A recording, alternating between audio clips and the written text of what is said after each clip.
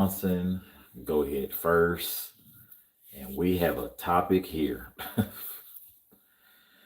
And it's really deeper than what, we realize or we think about it. The topic today, or one of the topics today, again, before we even get into this, if we provide good content, if we, are entertaining, provide good time content, or if there's something that you find valuable here, please hit the subscribe button. Just hit the button, subscribe, like, hit the button, like, leave some comments. We like to have an open dialogue. Everyone's welcome. Just that's what we like here. But we're gonna get into this DEI, diversity, equality, and inclusion. This one here is really deep to me. It's got a lot of us bothered, um, whether in a positive aspect or negative aspect. And then it makes you really like think about the direction that we're going into. Thus far, the Trump administration has been making a lot of changes. There's been a lot of executive orders. Again, executive orders are not final say so, but executive orders are things put in place. Goes through a whole process. And with those executive orders, we'll see what sticks, what doesn't stick, what goes forward, what doesn't go forward. But I'll be here. I'm gonna start out with personally, have I benefited from diversity, equity, and inclusion? And the answer is yes. I have benefited from it. I'm sure that many of us have benefited from it in some capacity. It may not be direct, it may be more so indirect. Um, so we're just gonna talk about the different levels of how this affects you, no matter what going you have going on, no matter how you look at it. Like everything that affects you. It may not happen now, it may happen later, but it affects you. For me personally, where I may have benefited, like first going into my career, as far as like into the corporate world, there was someone, it could be an old supervisor, it could be um, a manager, it could be a peer that was in a position, whether it was on a managerial level, whether there was just just an employee that had been there for years, could have been a veteran at that particular position, may have influence at a particular position, out in the market. You made a phone call, you sent a text, you sent the email. You might have been out playing basketball. You might have been out partying, going hard. You might have bumped into someone, stepped on somebody's shoes, whatever the case may be. You made contact with that person. You and that person networked.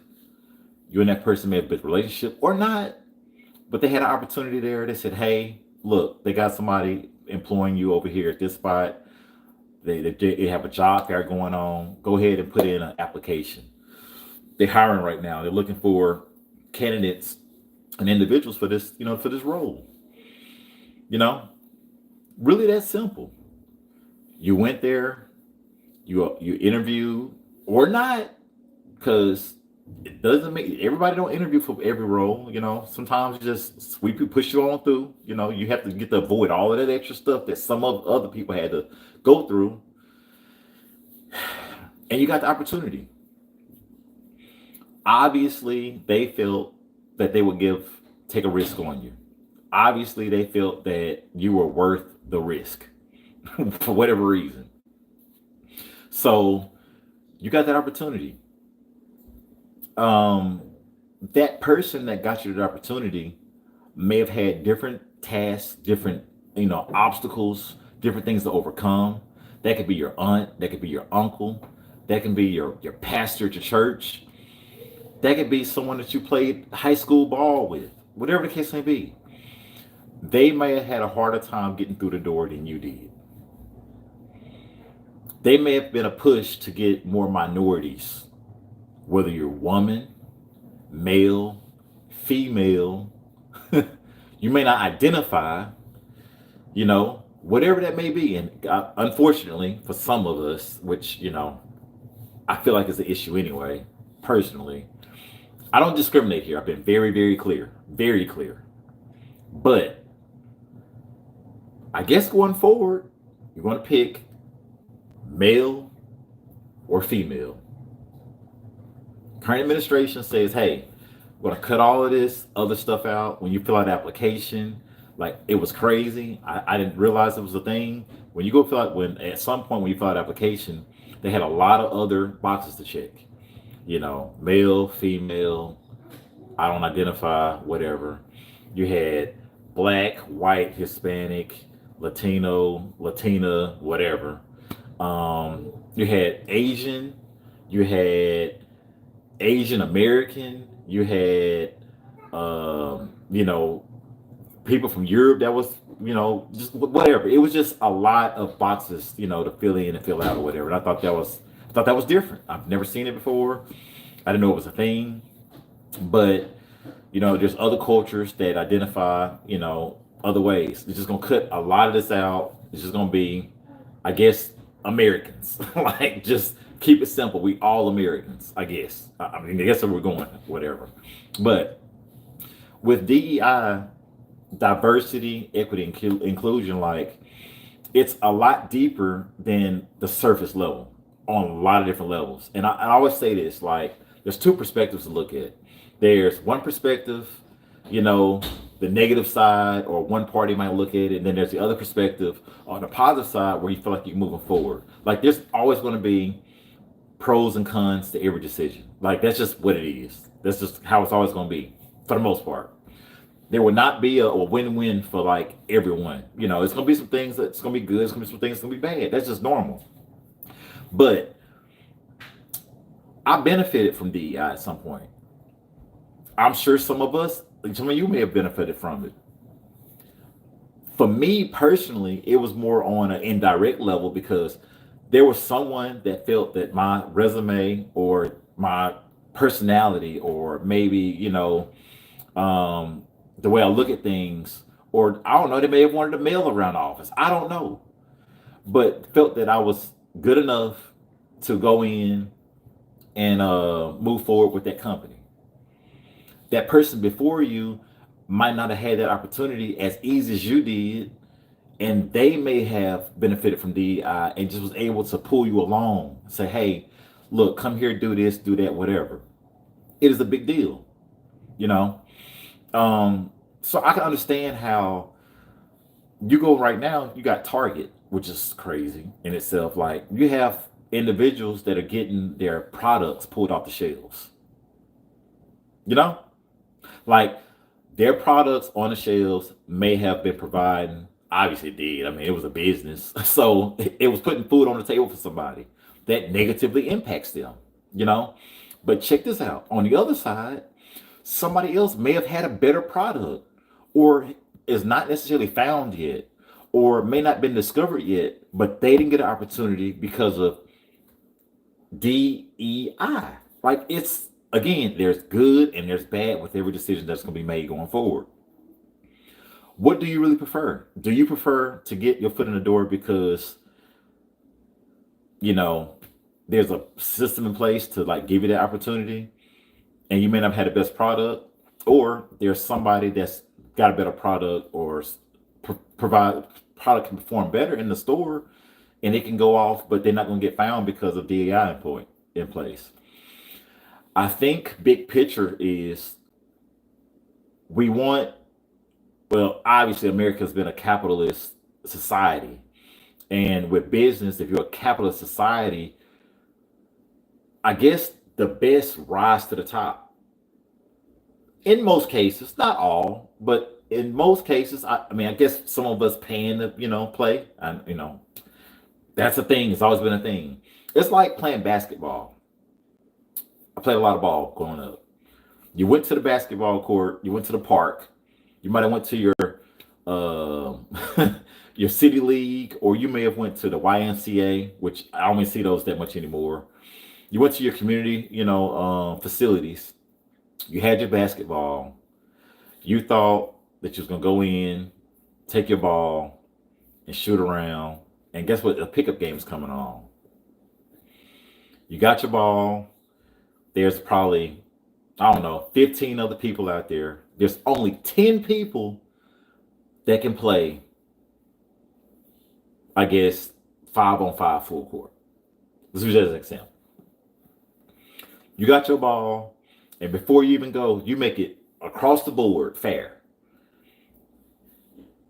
The first two people to make a shot become the captains. That person might be 6 foot. That person might be 7 foot. That person might be 5'3". That person might not have no skill, but they hustled. They got the opportunity, got the rebound, or not. Somebody might have gave them the ball. They got at the 3-point line, and they made their shot. Boom. You got your first person to make their shot. That's the first captain. First captain. The next person to get the shot becomes second captain. So that automatically allows them to become decision makers in who is on their team. Think about this. So you got male, female, black, white, Hispanic, Filipino, whatever culture's out there at that time. You have all these different cultures out here on the court shooting the ball. Guess what? The next person, boom, they hit the jumper. So guess what? You have your two captains. Just look at it this way. You have your two captains. For those that play basketball, know exactly how this goes. So guess what? There might be someone at that court all the time that you ran into, bumped into. You saw them shooting jumpers. You might have seen them playing pickup ball. You might see them practicing or whatever. You know what kind of skill set they have. Or you may not. You might just assume that they have a skill set. That person make the first pick. That was the first captain. They make the first pick. They pick, let's say they pick Tommy. Tommy is the first person that got picked up. Then the next captain, they picked up, I don't know, Kanan. I don't know why I'm using these characters from Power, but this is interesting. They picked Kanan, So then, I don't know, check out Power. I don't know. This is a good series. I like it. I'm way behind. I'm off, but I'm gonna use this as an example. And then the first captain gets to pick his second person. They chose Ghost. You know what I'm saying? They chose Ghost. So they picked up Ghost. Well, then why would you not get Ghost 2.0? The next person chose Tariq. So guess what? It goes on and on.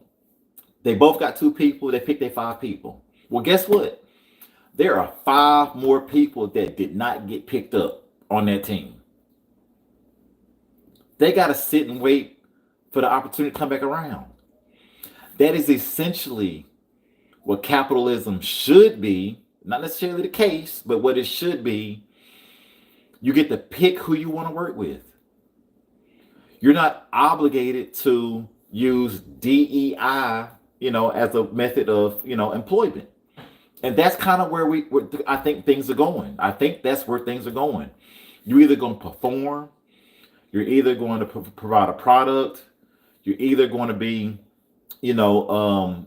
wanted rather than you get picked up because of DEI. And I think that's where we're going. I'm pretty sure that's where we're going.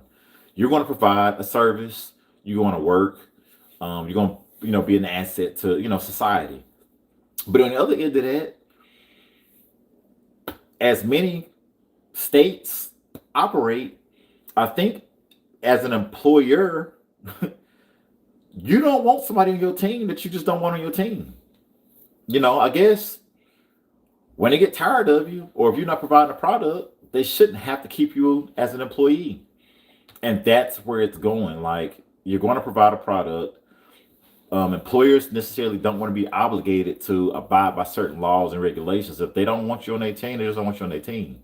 And that's just what it comes down to. I think, again, we have to be competitive. I think we have to get our skills to standard. I think these are things that we have to do as a country. And if we provide a product or a service and perform, I think that's the direction that we're going into. So, like I said, I'm not gonna be one to sit here and act like I didn't benefit from DEI, but it wasn't on based on my color initially. I don't think it was based on my color or anything like that, or my nationality or my sex. I think it was based off of someone that did benefit before me, whether it's whoever that may be, and I know who helped me along the lines. Like I have to give them all the credit for giving me the opportunity to be an employee at that particular job or whatever. Give me the opportunity, but they had to give you the opportunity to be able to move forward, to be an employee, to show a product and a service. That's where we at right now. It sucks for some of us, but we got to play ball. We have to make the adjustments. And then on the other side of this too, like I think we as a culture, a country, or whatever, we get complacent. Like these handouts, these different things that were given to us. Like we have to grow, we have to get better, we have to excel at whatever we're doing, or again we get left behind. I think that's where we at. Again, DEI has its place or had its place. It probably still has its place. It still molds our society. It molds our workforce and stuff like that. But again, I hope that is the kind of vantage point to think about and look at. Like we're in a capitalist society. Um, we want a democracy. Things are looking a little strange now. Like some people are buying their way in. I mean, of course, if you want to call it cheating, you can call it cheating. However you want to look at it. You have to play ball. You don't have to play ball, but you will be left behind, unfortunately. I always try to encourage my audience. I try to encourage my peers. I try to encourage my family to go ahead first.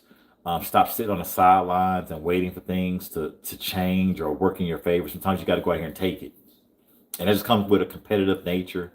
It comes with a drive to do more or to do better. And then at some point, some of us don't want to do more. Some of us just like, we tapped out. I get it. Like I've gotten to like wits end with some things. But not even that. What's even deeper than DEI on a personal level, look at businesses. And I talk about business development, establishing your businesses, EINs, operating agreements, SIC codes, NAICS codes, like all of that stuff. Guess what? Even with that, let me tell you how DEI plays a role into that. When you apply as a company or business, guess what? They have minority programs for businesses. Think about that. You have 50% of, let's just say, your business or employees are women. 50% or more of your employees are black. 50% of your employees or whatever are Hispanic, or whatever the culture may be. It might be Chinese, whatever. Like, we have to stop looking at things on a scale if you want to grow on your particular level, like your particular state or your particular country. Like this is a worldwide thing. It's deep. It's actually bigger than what you really realize it is. Stop looking at things from a micro perspective and look at things on a bigger scale, a macro level, bigger scale, how it really affects everyone. We like to look at things from a majority or like how it affects the majority. I would like to, but you gotta look at things from a bigger scale, like on business levels. Like some of it's gonna hurt, some businesses in general, like because the way they're structured, it might have more minorities or more people that may not identify, which that gotta change. Like these things gotta change. And then for that, on that level, go into like your banks. Certain banks have to lend to certain groups or ways we identify our business. It's way deeper than just an employee, an employer. It's even on the business level. Like you have to get ahead of things. I've said this a lot of times, many times. We have to be proactive in how we move forward. Like a lot of us will sit at a job and not get paid anything, or sit in a position because it's convenient or it feels good. Like the way things are changing, you will have to be proactive and you will have to adjust, or you just get left behind. Unfortunately, that's the harsh reality. But I'm done with my rant. I guess it's a rant, obviously, but it's a real conversation to really think about, like how DEI affects you, how DEI affects your partner, how DEI affects your peers. This is what we're going to going forward. Think about this. Food for thought. Give me some comments. Give me your thoughts. What can we do? How can we move forward? I appreciate you all again tuning in at Go Ahead First. Terrence Bronson. We'll be back with some more content, some more topics, and look forward to hearing from you all soon. You all have a blessed Sunday. Let's move forward on this Monday, this week. Knock out some tasks, knock out some, overcoming some of these obstacles. Thank you all again. Have a blessed day.